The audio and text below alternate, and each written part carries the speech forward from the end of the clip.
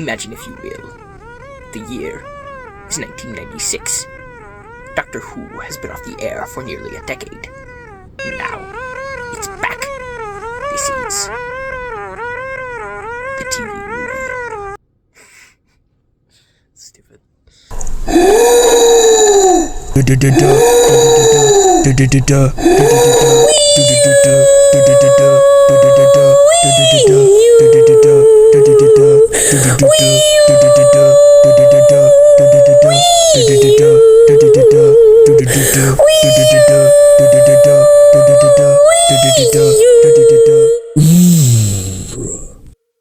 And by that title, it probably sounds like I don't like this movie very much, but I love it.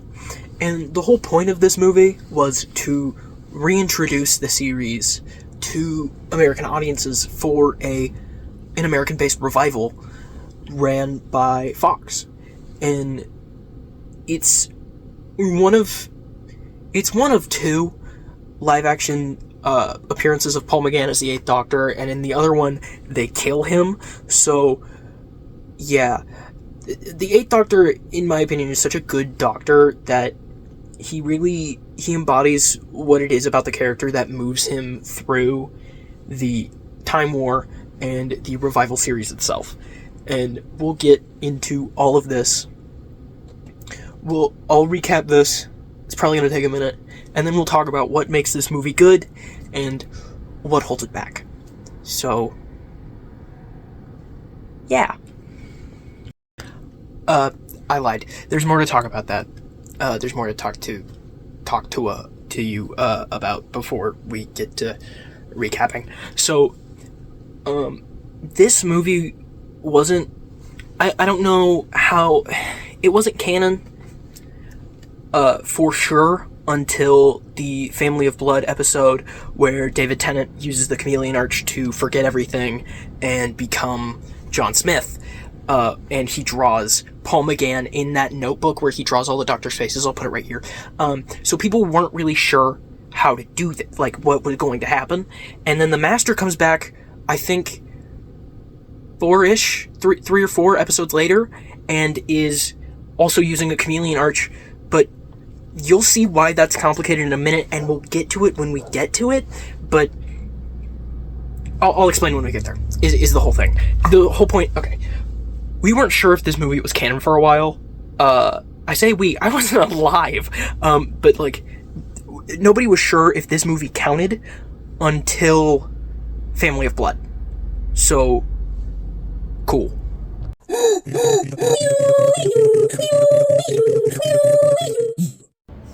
Hey. So I moved in between that last recording and everything after this point. Just kind of wanted to say something because, I don't know, just a random jump to a new place would seem weird, but I guess that's what I'm doing right now, so.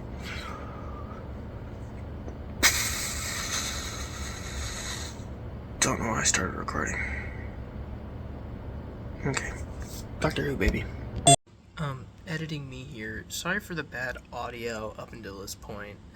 I'm trying out a new editing software after this. I was using CapCut before, but now I'm using DaVinci Resolve. So we'll see how it goes, and if I hate it, this video will never come out, so.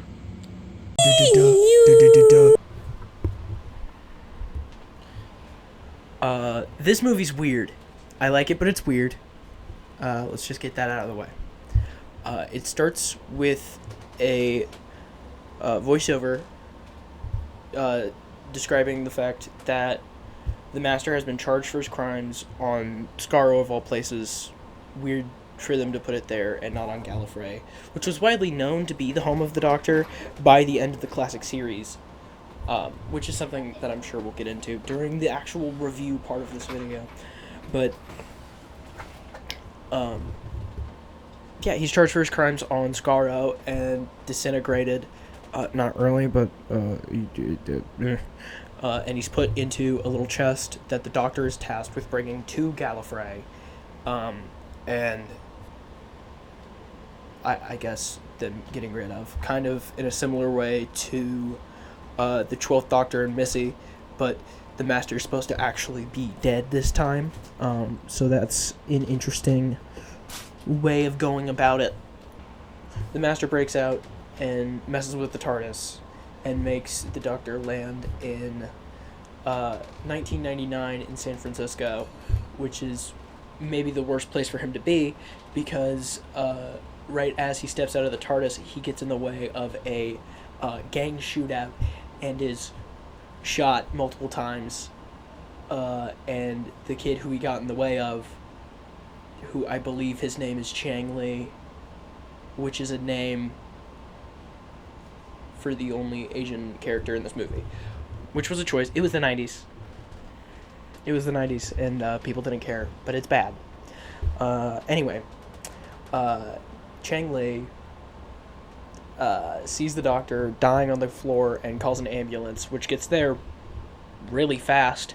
And then they are brought to the hospital, and he signs his name as John Smith, which is, a regular alias the Doctor uses out. Like, it's a reference to Classic Who cares? And then they go to do surgery on him, and they call in cardiologist Grace Holloway, who is at the opera with her boyfriend, who gets really mad that she goes to do surgery and breaks up with her, which is something that a real person would do, totally.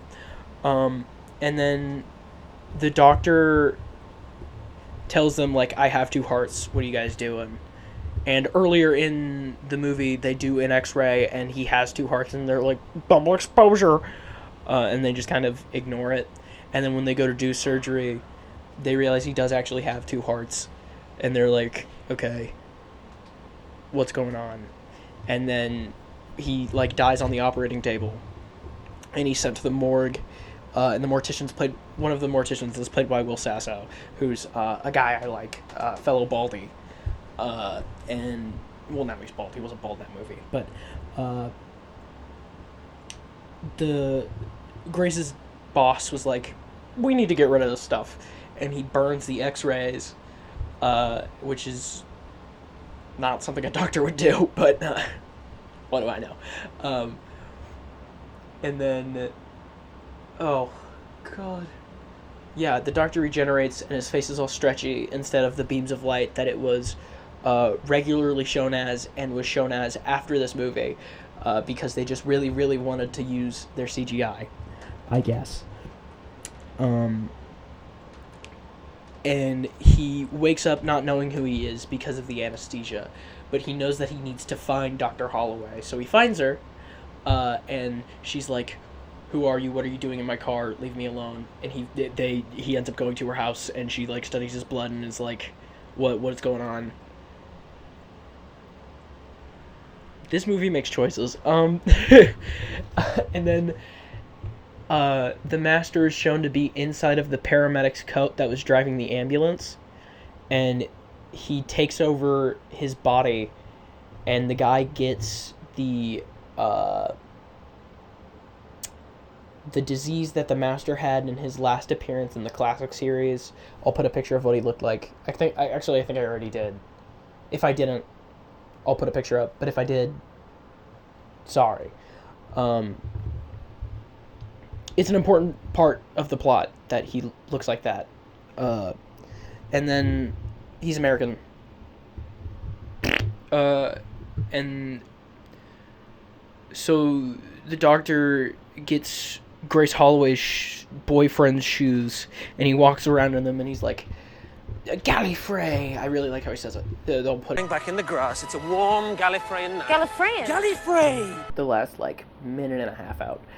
They go back to Grace Holloway's house. I'm just gonna call her Grace. They go back to Grace's house, and she calls an ambulance for the both of them. Well, she calls an ambulance for the Doctor because she thinks he's crazy. And then he walks through her glass door because the Eye of Harmony being open is something that messes with, like, the fabric of space for some reason. And then she's like, make that 2 seats. And then the Master, who's controlling a ambulance driver, is the person in the ambulance that picks them up. And then the Doctor doesn't know who it is, And I think Chang Li's driving the ambulance, so like the master's back there with them talking to them about something, and Grace is like, yeah, no, he's definitely crazy. He keeps talking about being an alien, and he's a weird freak. And then the other guy's like, yeah, that's weird. And then there's a bump, and his glasses get knocked off, and the doctor sees his like cat eyes that he has, and they run off. They like steal a police motorcycle that's there because there's a blockade in front of them that's like blocking traffic for, I guess, iHarmony stuff. And they're like, we need to go find this beryllium clock that will fix our problems. Or I think it's a beryllium clock. I don't remember what element it is. If it's beryllium, say yes. If it's not, tell me what it is. But they go to this event for like New Year's Eve, because guess what? It's a Y2K plot, kind of, because of course it is. It's the 90s. And they try to go talk to this guy, and he's like, no, you can't. And the doctor's like, well, I'm half human on my mother's side, blah, blah, blah, blah. And his stuff. That's a choice. And then I don't remember what they do. I don't remember how they like get past that point. I know they end up back in the TARDIS, and the master's all like, I always dress for the occasion. He said,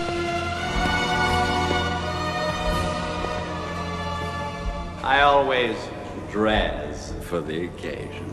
well, that's something, he says that, and they fight, and the master gets like, or not the master, the doctor is like put in like this Clockwork Orange machine, and it's a really iconic shot, because it's referencing a far better movie. He's trying to get him to like look into the Eye of Harmony for long enough that the master can like take over his body. And then the doctor, he slips up and says, or the master slips up and says that he used all of his regenerations, and the doctor's talking to Chang Li, and he's like, that makes no sense. Why would he say that he used all of his if I stole them?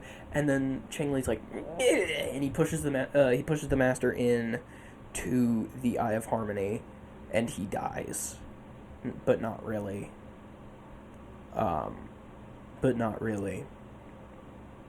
We'll talk about how he gets out of that after the good and bad parts. Well, the day saved. The day saved is all you need to know.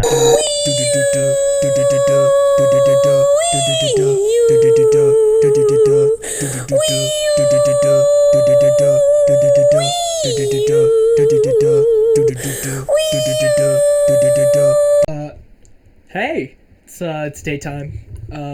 I'm recording this, just, before I've even written down the bad. I know the things I don't like about this movie, but we're staying positive. So I'm not even going to write down the things I don't like about this movie, so I don't even have to think about it yet. I do have my good written down. We'll hit that. So, the first two things I have is the Doctor and the TARDIS. The thing about the Doctor that I love in this movie is that he's just so, he's so free when he's with Grace before the actual, before there's any actual danger that he's aware of, because he has amnesia, and it doesn't know that the Master's out. But once he realizes and remembers who he is so serious and just able to really just be there, and he's, the way he, when it's time to get serious, he gets serious, and he's able to yell at the Master or whatever in those moments. And the TARDIS itself is my favorite interior design, I think, ever. It's just so, it just feels so lived in. Like, the Seventh Doctor has been gone for, I think at that point, like, seven years. Something like that. between the cancellation and the movie, and you can really see that time having being lived in the interior, and you can see how he's kind of moved past his time with Ace and into this new era where things are just quieter and slower for him because he's gotten older. And I think that's a really important part of his character in the interior design, is that he's been at it for a while. My other good for this section is Grace herself. She is just so she's willing to put up with the doctor to a point, but she still calls that ambulance because she's not entirely sure. But by the end of the movie, she understands that this life isn't for her. She's not the kind of person who can go and follow the doctor on these great adventures he goes on, because it's just not who she is. And I think that's a really important part of her character. And similar to Martha Jones, who's another companion I love actually medically trained companions, just for the fact that they're both doctors, and that she comes from a very scientific and proven world, and then when she's thrown into this world of a man walking through glass and all of these crazy things, she just has to accept it as her new normal because she's seeing it. And it's such an interesting challenge to bring to her character that I think is something that this movie does really well. That in this movie's funny. There are so many times where I chuckled. I love the comedy in this movie. I don't know what it is about it. I just think it's really funny when Will Sasso goes, "Oh God," and faints when he sees the doctor coming out of the morgue. Something that tickles me. It tickles me. I like it. And that concludes the good. And now it's time to get evil. I'm sorry this section was so short. I do really like this movie. The Eighth is my favorite Doctor. Okay, but bye now.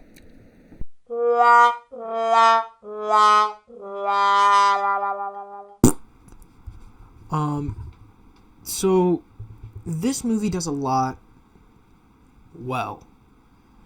But the things it doesn't do well hold back everything else about this movie that makes it so hard for people to like. It just, with the Master, I think they could have gotten away with him cheating in actual regeneration like they did for most of the classic series. I don't think they needed to do the slug stuff and make him American, just to make him American. I think they could have just said he got an unlucky regeneration or whatever if they wanted to make him American. But, they didn't have to do the slug stuff where he's burning up a body,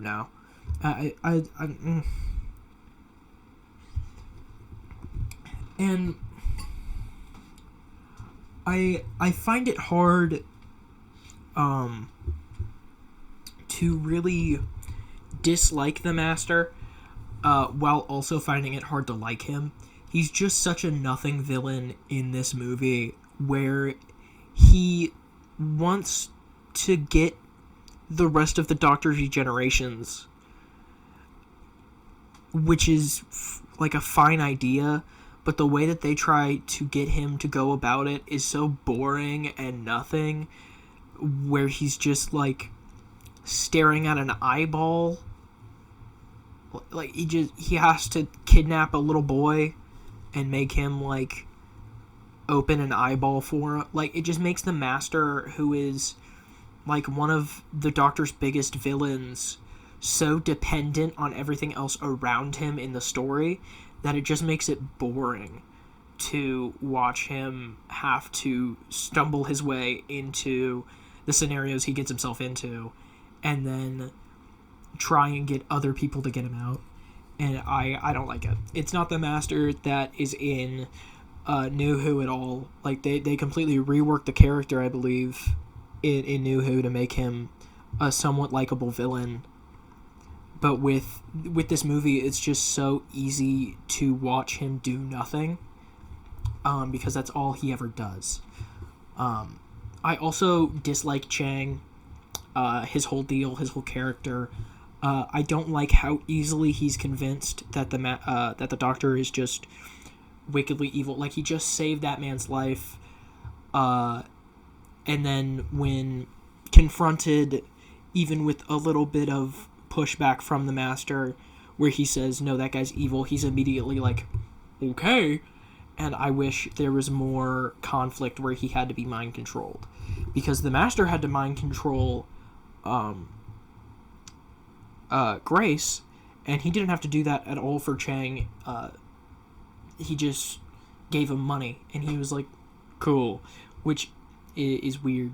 I also, actually, I don't dislike how quickly the doctor forgave him. I do dislike how quickly Chang is just dismissed throughout this movie. I think they could have done more. And the oh my god, the effects in this movie. Christ, they're bad. I get that it was 1996, but other fantastic movies with amazing visuals came out before and after, in that year, that just made it so inexcusable with the budget they had for these effects to look as terrible as they did. I don't know. It's something that they should have done more for. The plot is a big bad that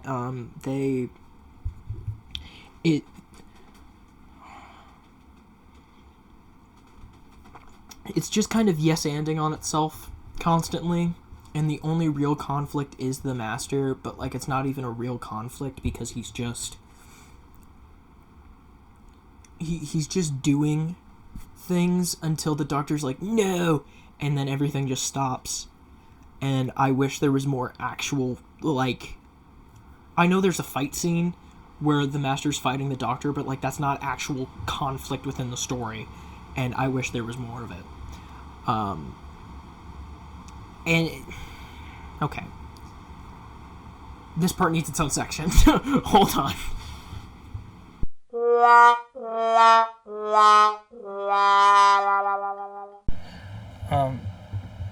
The whole half-human thing, I know I said it needed its own section, but it's just another thing of this movie not knowing what it wants to be, because it's supposed to reinvent the entire character, but it goes absolutely nowhere with it, and nothing else, like, no official media that I have seen has acknowledged it, and anywhere I look, it's saying that only the 8th Doctor is half-human, and that it's probably because of the anesthesia, so what we're going to call it is a regenerative fluke.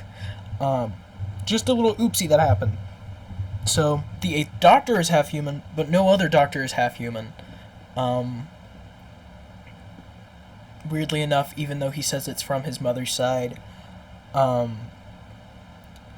I hate that about the character, because it's used entirely for shock value, and it's just bad.